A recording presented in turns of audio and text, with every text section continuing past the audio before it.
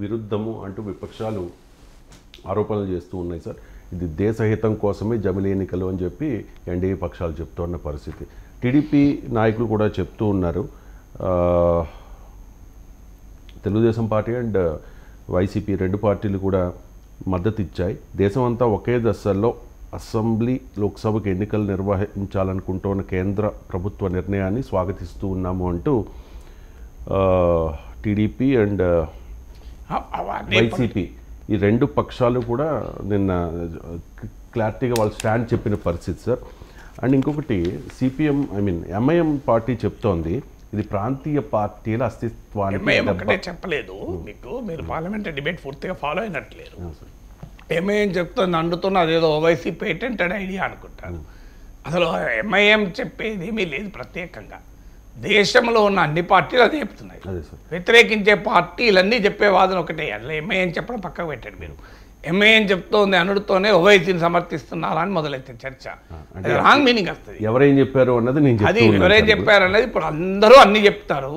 Media ఒక్కొక్క దాన్ని ఒకటి మీరు పేపర్లో న్యూస్లో మొత్తం స్పీచ్ అర్ధ గంట 40 నిమిషాల స్పీచ్ కవర్ కాదు కదా. ఇప్పుడు ఒక్కొక్క స్పీకర్ నుంచి ఒక్కొక్క పాయింట్ తీసుకుంటారు. కానీ మీరు పార్లమెంటరీ డిబేట్ ఫాలో అయితే మీరు మొత్తం డిబేట్ ఫాలో అయినట్లేరు. మొత్తం డిబేట్లో క్లియర్గా ప్రాంతీయ పార్టీలకు ప్రమాదము, రాజ్యాంగానికి ప్రమాదం అని ప్రతి పార్టీ చెప్పింది. ఒక ఎంఐఎం చెప్పలే. మీకు ఆ క్లారిటీ రావాలి. ఒక ఎంఐఎంఏ చెప్పింది, మిగతా వాళ్ళు ఎవరు చెప్పలేదు అనుకుంటున్నారు. ఏంటంటే ప్రాంతీయ పార్టీలకు అస్తిత్వానికే దెబ్బ అంటున్నప్పుడు చాలాసార్లు మాట్లాడారు. వైసీపీ ప్రాంతీయ పార్టీ, టీడీపీ ప్రాంతీయ అదేమన్నా మనకు తెలుసు. వాళ్ళు చాలా సందర్భాల్లో మద్దతు ఇచ్చారు. కానీ ఆంధ్రప్రదేశ్ ప్రత్యేక హోదా ఇవ్వకపోతే పట్టించుకోవటం లేదు. దీన్ని ఎవరు అడిగారు? సో ఆంధ్రప్రదేశ్ ప్రయోజనాల మీదే కొట్లాడడం మానేశారు. ఇదొక లెక్కన. కానీ ఫండమెంటల్ క్వశ్చన్ ఏంటంటే ఇది రాజ్యాంగానికి విరుద్ధము అనేది వాదన.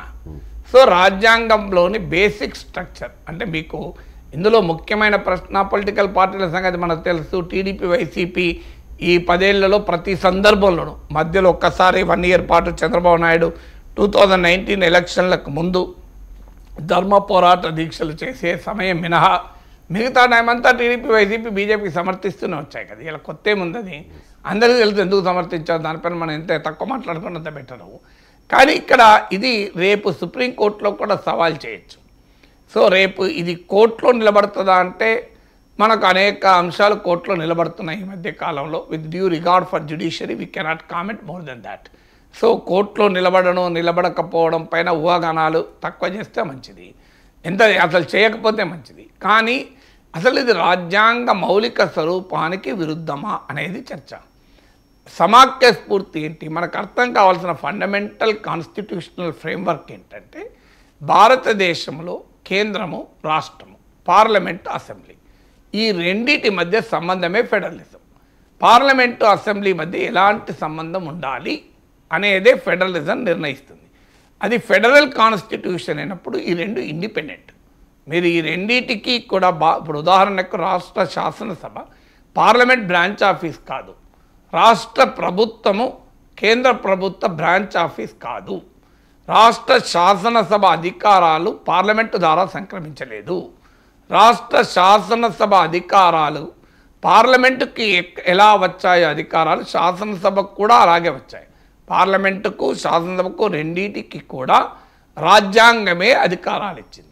రాజ్యాంగంలోనే కేంద్ర జాబితా, రాష్ట్ర జాబితా, ఉమ్మడి జాబితా అని విడివిడిగా ఏ రంగంలో కేంద్రానికి అధికారం ఉంటుంది, ఏ రంగంలో రాష్ట్రానికి అధికారం ఉంటుంది అని నిర్ణయించింది. ఆఖరికి కేంద్రం నుంచి రాష్ట్రాలకు రావాల్సిన వనరులను కూడా కేంద్రమే నిర్ణయించకూడదని చెప్పి ఫైనాన్స్ కమిషన్ ఒక రాజ్యాంగబద్ధమైన వ్యవస్థ కూడా ఏర్పాటు చేశారు.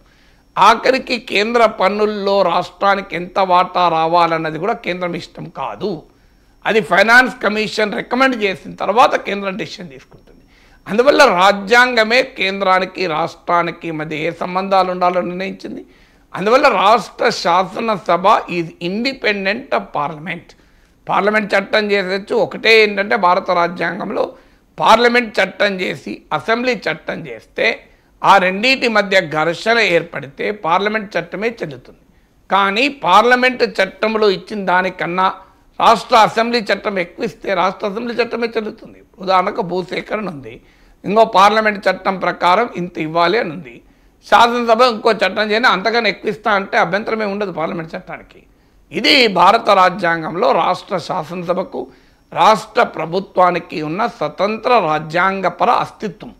అయితే భారత రాజ్యాంగం రాసినప్పుడు ఉన్న రాజకీయ పరిస్థితుల వల్ల 500 సంస్థానాలు తిరుగుబాటు, దేశ విభజన, మతపరమైన మారణహోమాలు, ఈ నేపథ్యంలో భారత రాజ్యాంగంలో కొంత కేంద్రం వైపు మొగ్గు చూపేలా అనేక నిబంధనలు ఉన్నమాట నిజం. కానీ భారత సుప్రీంకోర్టు ఆ నిబంధనలు ఉన్నప్పటికీ కూడా భారతదేశం ఫెడరల్ రాజ్యం.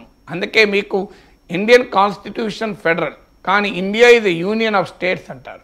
యూనియన్ అన్న పదమే ఫెడరల్కు వ్యతిరేకం. కానీ ఎందుకుంది ఈ కన్ఫ్యూజన్ అంటే బికాజ్ రాజ్యాంగం రాసిన సందర్భంలో ఉన్న పరిస్థితులు. అందుకే అంబేద్కర్ ఆ రోజే వివరణ ఇచ్చాడు, అత్యవసర పరిస్థితుల్లో మాత్రమే భారత రాజ్యాంగం unitary constitution in emergency circumstances and a federal constitution in normal circumstances, సాధారణ పరిస్థితుల్లో ఇది సమాఖ్య రాజ్యాంగంగా ఉంటుంది అని. ఇంత క్లియర్గా రాజ్యాంగం పైన సుప్రీంకోర్టు తీర్పులు ఉంటే, అందులో కేశవానంద భారతి కేసు, ఎస్ఆర్ బొమ్మాయి కేసుల్లో సుప్రీంకోర్టు అనేకసార్లు చెప్పింది federalism form part of the basic structure of the constitution. రాజ్యాంగ మౌలిక స్వరూపంలో ఫెడరలిజం భాగము. రాజ్యాంగ మౌలిక స్వరూపాన్ని మార్చే అధికారం పార్లమెంటుకు కూడా లేదు. ఇప్పుడు ఏమంటున్నారు అంటే ఇందులో నిజమే ఇదంతా, కానీ ఈ ఒకే దేశం ఒకే ఎన్నిక ఏ రకంగా రాష్ట్రాల అధికారాల్ని కళ్ళం వేస్తుంది అని ప్రశ్నిస్తున్నారు. చాలా సింపుల్గా మీరు బిల్లు చదవండి. ఆర్టికల్ 82A అనే కొత్త ఆర్టికల్ను అందులో ఇన్సర్ట్ చేశారు. ఆర్టికల్ 82A ఏమని చెప్తోంది, పార్లమెంటు పదవీ కాలంతో అసెంబ్లీ పదవీ కాలం సింక్రనైజ్ అయి ఉంటుంది. పార్లమెంట్ పదవీ కాలంతో రాష్ట్ర అసెంబ్లీ పదవీ కాలం సింక్రనైజ్ కావడమే రాష్ట్ర అసెంబ్లీని పార్లమెంటుతో అనుసంధానం చేయడం. అదే రాజ్యాంగ ఫెడరల్ వ్యవస్థకు వ్యతిరేకం కదా. పార్లమెంటు పదవీ కాలంతో అసెంబ్లీకి ఏం సంబంధం? Assembly is independent of parliament. Assembly exist independent of parliament. అసెంబ్లీకి ఉండే శాసనాధికారాలు పార్లమెంట్ ఇచ్చింది కాదని, అది రాజ్యాంగం ఇచ్చింది. అలాంటప్పుడు రాజ్యాంగంలో పార్లమెంటు పదవీ కాలము అసెంబ్లీ పదవీ కాలం విడివిడిగా ఉన్నప్పుడు రెండు ఎలా లింక్ చేస్తారు? ఇక్కడ ఉండాల్సిన కాన్స్టిట్యూషనల్ క్వశ్చన్ అది. బేసిక్ స్ట్రక్చర్కి ఇది ఎలా వ్యతిరేకము అనే వాదనలో భిన్నమైన ఆర్గ్యుమెంట్స్ ఉన్నాయి అటు ఇటు. కానీ ఫండమెంటల్ ఆర్గ్యుమెంట్ అసెంబ్లీ పార్లమెంట్ యొక్క బ్రాంచ్ ఆఫీస్ కానప్పుడు, అసెంబ్లీ ఏర్పాటు పార్లమెంటు వల్ల జరగనప్పుడు, అసెంబ్లీకి అధికారాలు పార్లమెంట్ ఇచ్చింది కానప్పుడు, ఈ అసెంబ్లీకి అధికారాలు రాజ్యాంగం ఇచ్చింది. అసెంబ్లీ అస్తిత్వం రాజ్యాంగం నుంచి వస్తుంది. పార్లమెంటుకి ఏ రకంగా అధికారం ఉందో అసెంబ్లీకి కూడా అదే రకంగా అధికారం ఉంది. ఈ రెండు ఇండిపెండెంట్. ఇప్పుడు రెండు లింక్ చేస్తున్నారు. పార్లమెంటు పదవీ కాలంతో అసెంబ్లీ పదవీ కాలాన్ని అనుసంధానం చేస్తున్నారు. అదే ఫెడరల్ స్ఫూర్తికి విరుద్ధం.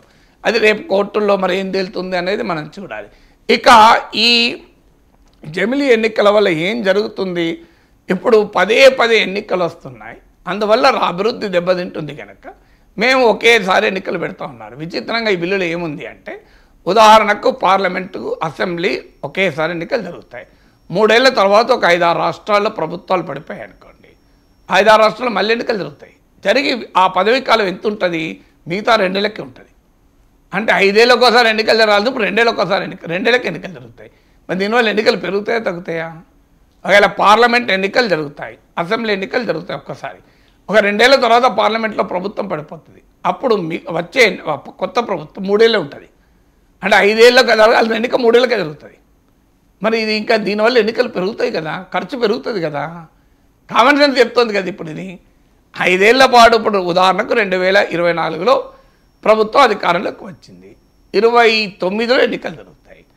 ఒకవేళ 26లో ప్రభుత్వం పడిపోయింది అనుకోండి, ఎన్నికలు జరిగితే మళ్ళీ ఎప్పుడు జరుగుతాయి ఎన్నికలు? ఇప్పుడున్న సిస్టంలో 2031లో జరుగుతాయి. కానీ ఇప్పుడు కొత్తగా వచ్చే ఒకే దేశం ఎన్నిక ప్రకారం 2029కే జరుగుతాయి. 3 ఏళ్ళే ఉంటుంది పవర్.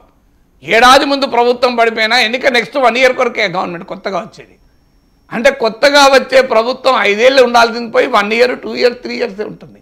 5 ఏళ్ళకి ఒకసారి ఎన్నికలు జరగాల్సింది 2 ఏళ్ళకి, 3 ఏళ్ళకే ఎన్నికలు మళ్ళీ జరుగుతాయి. ఇది ప్రజలపైన ఎక్కువ భారం కాదా? విచిత్రంగా ఉంది. భారం ప్రజలపైన ఇది భారం తగ్గిస్తారంటున్న, భారం పెంచుతుంది కదా. ఇప్పుడు 2026లో ఎన్నికలు జరిగితే ఇప్పుడున్న సిస్టమ్ ప్రకారం మళ్ళీ 2031 దాకా ఎన్నికలు ఉండవు. కానీ ఇప్పుడు ఫుల్ మెజారిటీ ఉన్న 2029 మళ్ళీ ఎన్నికలు జరపాల్సిందే. అంటే 3 ఏళ్ళకి ఎన్నికలు జరుగుతాయి, 5 ఏళ్ళకి జరగాల్సింది. దీనివల్ల ఎన్నికలు పెరుగుతాయి కదా. మరి ఆ వాదనలో ఎక్కడ లాజిక్ ఉన్నది? దీనివల్ల జరిగేది ఒక్కటే, అసెంబ్లీ ఎన్నికలు పార్లమెంట్ ఎన్నికలు ఒకేసారి జరగడం వల్ల రాష్ట్ర అంశాలు పక్కకు పోయి జాతీయపరమైన భావోద్వేగ అంశాలు ముందుకొచ్చి ఆ పార్లమెంట్ ఎన్నికల్లో ఏ ఏ ఇష్యూస్ అయితే ప్రభావితం చేస్తాయో, పుల్వామాలు, గాల్వాన్ లోయలు, చైనాలు, పాకిస్తాన్లు, మీకు ఇవన్నీ ప్రభావితం చేస్తాయి. రామ మందిరాలు, ఇవన్నీ ఆ ప్రభావంతో రాష్ట్రంలో ఉండే సమస్యలతో సంబంధం లేకుండా ప్రజలు ఓట్లేస్తారు. అది కోరుకునేవారు ఈ బిల్లు తీసుకొస్తున్నారు. అందువల్ల అది ఖచ్చితంగా ప్రాంతీయ పార్టీల అస్తిత్వానికి, మనగడకు ప్రమాదం అన్నది ఈ బిల్లును వ్యతిరేకించే ప్రతి రాజకీయ పార్టీ చెప్తోంది. ఈ బిల్లును వ్యతిరేకించే ప్రతి విశ్లేషకుడు చెప్తున్నాడు. 1971లో బంగ్లాదేశ్